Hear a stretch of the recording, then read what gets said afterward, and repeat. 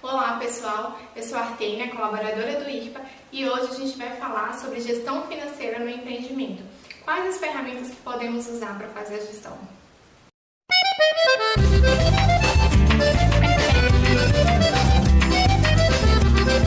Se você ainda não viu, a gente tem uma outra videoaula falando sobre gestão financeira, como iniciar, quais são os passos que a gente pode dar. Hoje o foco vai ser as ferramentas. Quais ferramentas que a gente pode utilizar dentro da gestão financeira para dar um passinho a mais nessa organização, que ela vai muito além do que a gente está tratando aqui, tá bom? Então lembrem sempre de conversar com os contadores que acompanham os empreendimentos, contadores, se você tiver algum contador que acompanha no Bahia Produtiva, então conversem com eles para saber como que vocês podem avançar dentro da gestão. Mas os passos básicos, como iniciar e quais as ferramentas que vocês podem utilizar, a gente vê nessa aula e a gente também já viu em um outro vídeo aqui no canal. Então procura aqui no canal vídeo Gestão Financeira no Empreendimento, como iniciar, que vocês vão saber os primeiros passos para como fazer. O que a gente vai ver nessa videoaula de hoje é ferramentas de gestão e a gente vai tratar de fluxo de caixa e planejamento estratégico, que são coisas que é um segundo passo da gestão e são extremamente importantes quando a gente está pensando em avançar um pouco mais, em fazer esse empreendimento ser mais organizado com o dinheiro que circula ali dentro, que acaba indo também para as famílias beneficiárias. Então, só lembrando que o fluxo de caixa, o objetivo é conhecer as entradas, quais são as receitas do empreendimento, e as saídas, quais são as despesas que esse empreendimento está tendo.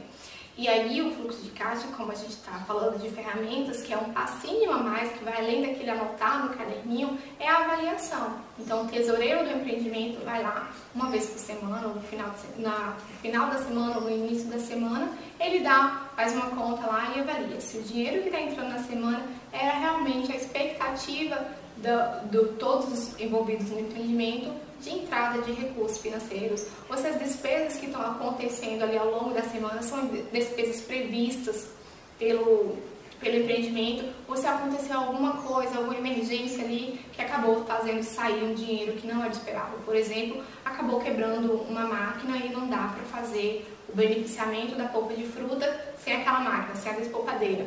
Então, precisa consertar de forma urgentemente. Então, ali foi uma despesa que não estava programada, provavelmente, dentro do empreendimento e que acabou gerando uma saída de recursos. Então, o tesoureiro faz essa avaliação para que, na reunião com a diretoria, na semana anterior, a reunião mensal do empreendimento, ele repasse as informações para a diretoria e a diretoria monte a prestação de contas e repasse essa informação também para os associados, para os envolvidos no empreendimento, para que juntos possam tomar a decisão. Houve um imprevisto, a gente precisa levantar recursos. Se tiver um capital de giro, faz a decisão de tirar esse dinheiro do capital de giro, do dinheiro ali do custeio do conserto desse equipamento. Não tem capital de giro, aí vão tomar juntos a decisão de como vão arrecadar esse dinheiro para poder fazer o conserto dessa máquina ou pagar o conserto dessa máquina, tá? Então, se vocês viram o vídeo de como iniciar, vocês vão ver lá que tem a anotação diária das despesas. Então, o que vai ser anotado nessa despesa? O que saiu, quanto foi essa saída de dinheiro, quando foi que saiu e para onde foi. Então, o que saiu? Um conserto da máquina. Quanto que foi? Sei lá, R$150. Quando foi? No dia 16 do mês de agosto de 2020. E para onde que foi? Para quem foi esse pagamento? Foi lá pro mecânico de tal lugar. Então, são as informações básicas. Porque se a gente não anota nisso, a gente vai lá, faz a prestação de conta e fala assim, então, esse dinheiro saiu, mas agora a gente não sabe para onde. Lembrem sempre, o nosso cérebro, ele não é confiável para nos ajudar a lembrar das coisas. A gente precisa anotar. Tenham sempre dentro do empreendimento um caderno de anotação e um calendário para anotar datas de pagamento de contas, principalmente. Então, dentro desse controle financeiro, a gente tem as informações, né, que a gente faz lá. Na hora de fazer as contas, a gente tem a receita. Então, vocês vão fazer a conta pegando as informações do fluxo de caixa. O que foi de receita, depois faz a continha lá, deu tantos reais, deu R$200 de receita. Quais foram menos os custos ali? Qual foi o custo que teve com aquela produção que gerou aquela receita? Vamos pensar que a gente comprou goiaba, uma basquete de goiaba fez R$50, então já vai ser R$200, que foi a receita da venda da polpa de fruta, menos os R$50 da matéria-prima, que foi a compra da basquete de goiaba. Então a gente já tem ali R$150, que é uma receita líquida. Aí depois a gente faz R$150 menos o custo fixo, que foi o custo da energia para manter o freezer ligado. E aí foi R$20, por exemplo. Então já vai ser 150 menos R$20, que a gente vai ter R$130. Esse R$130 é o nosso lucro bruto. É o que a gente tem? Não, não é. Por quê? O lucro bruto a gente ainda vai tirar aquele valor de investimento, capital de giro e custeio. Então vamos pensar que a gente tem R$120 agora e aí juntou todo mundo envolvido no empreendimento e decidiu, olha, a gente tem R$120, R$20 a gente vai guardar na conta do empreendimento para a gente utilizar para futuros investimentos ou então para custeio, para pagar conserto de máquinas futuramente, para pagar impostos, pagar as coisas. Ah, tem R$20 é pouquinho. Lembre sempre, R$20 é pouquinho em um único mês. Quando a gente faz isso em um ano, é um bom dinheiro. Quando a gente faz isso em 2, 3, 4, 5 anos, que a saída de dinheiro é pouca, isso faz um montante ali para mais de 1.000. Então a gente não pode pensar só no mês, a gente precisa pensar em 2, 3, 4, 5, 12 meses, um ano, quanto que vai ser esse dinheiro que a gente vai ter juntado ali naquela conta. E aí vocês vão ter muito mais dinheiro. Mas sempre façam. Tem um lucro bruto ali, desse lucro bruto, quanto que vai ser o investimento? No nosso exemplo aqui, tem um lucro bruto de R$120, o nosso investimento vai ser R$20. Esses R$20 a gente vai pegar e vai colocar na conta, no banco, na conta do empreendimento. E o que a gente vai fazer com esse dinheiro? Preferencialmente, sentem com o gerente do banco e pergunte, onde que eu posso botar esse dinheiro para que ele renda juros, para que ele aumente lá enquanto ele estiver paradinho. E aí o gerente do banco provavelmente vai orientar algum investimento, alguma conta de investimento, onde que vocês podem colocar esses R$20, e esses R$20 vão acabar aumentando, vai sofrer juros ali, e vai se tornar ali 121, 122, e em períodos de 12 meses vai ser um dinheiro ainda maior. Tá? Então coloque esse dinheiro sempre em contas de investimento. E aí depois que a gente tira esse valor de investimento, os R$20 para investimento, a gente tem a sobra. É aquele lucro líquido que a gente pode utilizar. Então, receita, só dando aqui o que é cada coisa. Receita é o total faturado no período. Então, em um mês, quanto que a gente recebeu? R$200. Custo variável é o total de custos variáveis do período. Então, para produzir aquela polpa, a gente gastou R$50 comprando. Então, esse foi o custo variável nosso. E a receita líquida é a sobra da receita bruta menos os custos variáveis. Então, depois a gente pega essa receita líquida e faz menos o custo fixo, e que é o custo fixo é o total dos custos fixos do período. No caso, nosso gasto de energia para manter o freezer ligado e as polpas sendo conservadas. Então, a gente gastou R$20, esse foi o nosso custo variável. Fez isso, a gente sobrou lá os R$120, que é o nosso lucro bruto. E aí esse lucro bruto é a receita líquida menos os custos fixos. Depois disso, a gente faz menos os investimentos. Então a gente decidiu que a gente ia guardar R$20 para investimentos futuros, compra de máquinas, conserto, não sei mais o que. Aí os investimentos é o total dos investimentos do período, que se foi feito, não foi feito, a gente decidiu guardar para fazer futuramente. Então a gente vai tirar aí essa receita, esse lucro bruto menos os investimentos, tem a nossa sobra, e aí que é o nosso R$100, que é o dinheiro que sobrou e que a gente vai poder realmente utilizar, que é o nosso tão esperado retorno financeiro. E outra coisa, outra ferramenta da gestão financeira, a gente tratou do fluxo de caixa, agora a gente vai tratar de outra ferramenta que é o planejamento financeiro. O planejamento deveria ser feito por todos os empreendimentos, que é saber quanto de dinheiro que a gente vai precisar para fazer os produtos que a gente faz, para manter isso aqui aberto, para contratar pessoas se for preciso, para comprar máquinas ou para pagar consertos de maquinário. E aí a gente faz isso para o ano a gente faz isso pensando, não, esse ano a gente não vai poder comprar tal máquina, mas quem sabe daqui a 5 anos a gente juntar tanto dinheirinho todo ano, em 5 anos a gente vai conseguir comprar aquela máquina a vácuo que a gente tanto queria para embalar o nosso peixe, entendeu? Então, o planejamento financeiro, o planejamento estratégico, a gente faz isso, pensando quanto que a gente precisa para se manter agora, o que a gente quer comprar agora, o que a gente vai comprar daqui a 5 anos, quanto que a gente precisa juntar de dinheiro para comprar essa máquina que a gente quer comprar daqui a 5 anos. E a gente faz isso para o período de vida do investimento, do empreendimento. Claro que a gente pode mudar algumas coisas aí, a gente muda os nossos objetivos, mas todo empreendimento deveria fazer uma vez por ano o planejamento estratégico do empreendimento e que seja feito de preferência no início do ano. Então lá, entre janeiro e fevereiro, sentem todo mundo, avalie qual vai ser o planejamento estratégico do ano e para os próximos anos. Se já tiverem um planejamento estratégico, então só sentem e avaliem o que vocês já conseguiram e o que vocês vão conseguir nos próximos anos. Vai mudar alguma coisa ou continuam com os mesmos objetivos?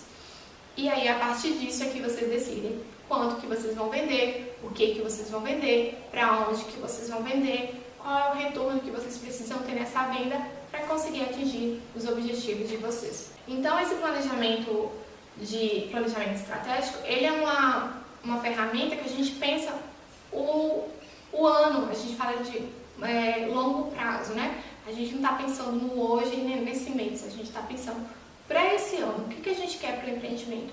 Para daqui a 5 anos, o que a gente espera? E em 10 anos ou 15 anos, o que a gente espera que aconteça com isso aqui? Como que isso aqui vai estar para os nossos filhos, para os nossos netos, ou para quem vier mais a viver aqui na nossa comunidade e se juntar ao empreendimento? Então ele é feito em etapas, tá bom? Então a gente pode dividir aqui, não é feito em etapas, várias vezes a gente vai fazer. A gente pode sentar de uma única vez, mas a gente segue algumas etapas para criar esse planejamento estratégico. Uma das etapas é o posicionamento, é definir o posicionamento e o propósito do empreendimento. Não dá para fazer um planejamento se a gente não sabe quem a gente é, o que a gente produz e para quem que a gente vende. Então, pense sempre, qual é o nosso posicionamento? A gente vai se posicionar quanto produtores de sequilhos da agricultura familiar, produtores de sequilho da comunidade tal, de Casa Nova. Como que a gente vai se posicionar para o nosso público? Porque é a partir daí que a gente define o nosso planejamento estratégico. Imagine que a gente definiu o nosso posicionamento da seguinte forma: somos produtores de sequilhos da comunidade tal, em Casa Nova, da agricultura familiar. Então, quando tiver feiras da agricultura familiar, a gente vai estar presente, porque a gente está se posicionando dessa maneira, como produtores da agricultura familiar. Então, se tiver feira, Casa Nova, Remanso, Juazeiro, Salvador, e o empreendimento vai estar participando, porque ele vai se mostrar para mais clientes e vai mostrar para esses clientes que são produtores da agricultura familiar. Isso é o posicionamento dele. E claro, cada empreendimento tem um tipo de posicionamento. E baseado no seu posicionamento, ele decide como que vai atingir o público ou o cliente dele. Da agricultura familiar, participa de feiras. Se não quiser posicionar dessa maneira, se posiciona como orgânico, por exemplo.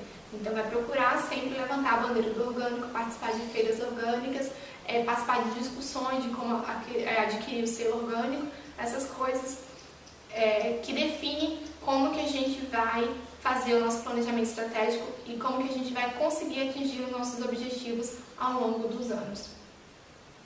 E qual é o propósito do empreendimento? Então, o nosso propósito, nós somos posicionamento, produtores de sequilho da agricultura familiar, e aí o nosso propósito é levar alimentos saudáveis para as famílias. Então, se a gente tem esse propósito, onde que a gente vai buscar esse cliente? E aí, quando a gente estiver se comunicando com esse cliente, imagine que a gente está numa feira da agricultura familiar em Remanso. Então, o que a gente vai falar? Olha, nós somos produtores de sequilhos e o nosso propósito é criar produtos que sejam de qualidade e voltado para a família. Então, esse é o propósito que a gente precisa ter, e dentro do planejamento estratégico isso faz muita diferença, porque se a gente não sabe o que a gente quer e nem para onde ir, qualquer caminho serve. Imagine que a gente está saindo e não sabe para onde é. Então, o que nos oferecer, a gente está pegando. O que vier a gente está aceitando porque vai ser lucro, quando na verdade quando a gente tem um planejamento estratégico, a gente tem um posicionamento, a gente sabe o que a gente é, a gente tem um propósito, a gente sabe qual é o público que a gente quer vender, quem são os nossos clientes, a gente define qual caminho a gente quer seguir. Mas para ajudar aqui vocês, então a gente começa da seguinte forma: por que esse empreendimento existe? Por que ele foi criado? Qual foi a razão para isso? Então voltem lá na história de vocês e respondam essa pergunta: por que o empreendimento foi criado? Por que ele existe? E aí vocês vão ter provavelmente o posicionamento de vocês. E a outra coisa é: qual é o sonho de vocês? Qual é o sonho do empreendimento? E o sonho do empreendimento vai estar relacionado com qual é o propósito do empreendimento. Então, se o sonho de vocês é produzir alimento de qualidade para outras famílias e ainda gerar retorno financeiro para as famílias de vocês, então esse vai ser o posicionamento, vai ser o propósito do empreendimento.